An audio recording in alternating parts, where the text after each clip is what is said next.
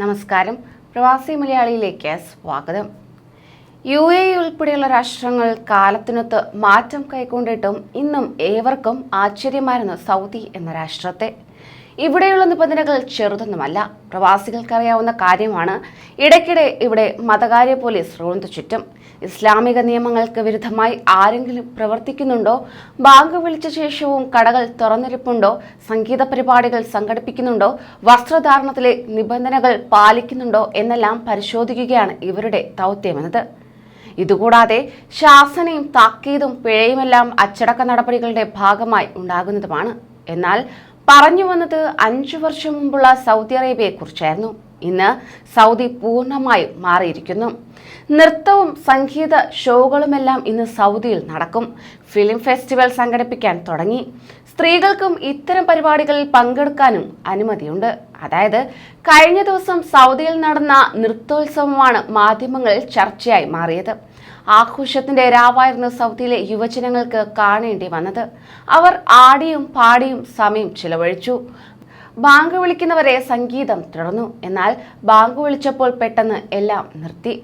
15 മിനിറ്റിന് ശേഷം വീണ്ടും എല്ലാവരും എത്തി. സംഗീതം തുടർന്നു. ബ്ലൂംബർഗ് ടെലിവിഷനാണ് ഈ വാർത്ത പുറത്തുവിട്ടത്. ശരീരത്തിൽ ഒട്ടിയ വസ്ത്രങ്ങളാണ് മിക്കവരും ധരിച്ചിരുന്നത്. നേരത്തെ സ്ത്രീകൾക്കും പുരുഷന്മാർക്കും ഇത്തരം വസ്ത്രങ്ങൾ ധരിച്ച് പുറത്തിറങ്ങുന്നതിന് അനുവാദം ഉണ്ടായിരുന്നില്ല. അയഞ്ഞതും കട്ടിയുള്ളതുമായ വസ്ത്രം ധരിക്കണം എന്നായിരുന്നു പഴയ നിബന്ധന. സ്ത്രീകളും പുരുഷന്മാരും നൃത്തം ചെയ്യുന്ന ഷോകൾ സൗദിയിൽ നേരത്തെ ആലോചിക്കാൻ പോലും പറ്റുമായിരുന്നില്ല.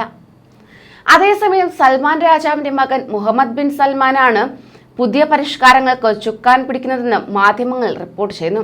സ്ത്രീകൾക്ക് ഡ്രൈവിംഗിനുണ്ടായിരുന്ന വിലക്ക് നീക്കിയതും മതകാര്യ പോലീസിനെ ഒഴിവാക്കിയതുമെല്ലാം പരിഷ്കാരങ്ങളുടെ ഭാഗമാണ്. സിനിമാശാലകൾ തുറന്നതും നൃത്ത പരിപാടികൾ സംഘടിപ്പിക്കുന്നതും സൗദിയിലെ പുതിയ മാറ്റമാണ്. 4 ദിവസം നീണ്ടുനിന്ന MGL ബീസ്റ്റ് സൗണ്ട് സ്റ്റോം ഉത്സവം സർക്കാർ പിന്തുണയോടെയായിരുന്നു അത്രേ. ആഗോളതലത്തിൽ പ്രശസ്തരായ ബാൻഡ് ടീമുകളാണ് ഇതിൽ പങ്കാളികളായത്. ആദ്യ ദിനത്തിലെ രാത്രിയിൽ 1,80,000 പേരാണ് പങ്കെടുത്തതെന്ന് സംഘാടകർ പറയുന്നു. സൗദി അറേബ്യ അതിരുകളെല്ലാം ഭേദിച്ച് മുന്നോട്ട് പോകുന്നു എന്നാണ് റിപ്പോർട്ടുകൾ ചൂണ്ടിക്കാണിക്കുന്നത്. ഇതുകൂടാതെ സൗദി അന്താരാഷ്ട്ര സമൂഹത്തിന്റെ ഭാഗമാകുകയാണ് എന്ന് ഫഹദ് ആലു സൗദ് രാജകുമാരൻ പറയുന്നു. സൗദി രാജകുടുംബാംഗവും വ്യവസായിയുമാണ് അദ്ദേഹം.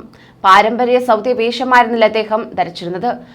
ഫോർമുല 1 റേസിനും സൗദി സാക്ഷിയായി. ഫ്രഞ്ച് പ്രസിഡന്റ് ഇമ്മാനുവൽ മാക്രോൺ സന്ദർശിച്ച വേളയിലും വലിയ ആഘോഷമാണ് സംഘടിപ്പിച്ചത്.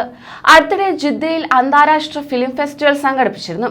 സ്ലീവ്ലെസ് ഗൗൺ ധരിച്ചാണ് സ്ത്രീകൾ ഇതിൽ പങ്കെടുത്തത്. യൂറോപ്പിൽ നിന്നുള്ള നിരവധി താരങ്ങൾ പരിപാടിയിൽ പങ്കെടുക്കുകയും ചെയ്തിരുന്നു. ഇപ്പോൾ സൗദിയിൽ എല്ലാമുണ്ടെന്നും ലോകം ഞങ്ങൾക്കൊപ്പം വരികയാണെന്നും 29-കാരനായ അബ്ദുള്ള അൽഹംദിയെ ഉദ്ധരിച്ച് ബ്ലൂംബർഗ് റിപ്പോർട്ടിൽ ചൂണ്ടിക്കാണിക്കുന്നു. അങ്ങനെ വർഷങ്ങൾക്കിപ്പുറം സൗദിയും മാറുകയാണ്. UAEയുടെ ചുവട് പിടിച്ച് ലോകത്തെ വരവേൽക്കാൻ ഒരുങ്ങുകയാണ് സൗദി അറേബ്യ. ഇങ്ങനെ സഞ്ചാരികളെ സ്വാധീനിക്കാനും ലക്ഷ്യമുണ്ട്.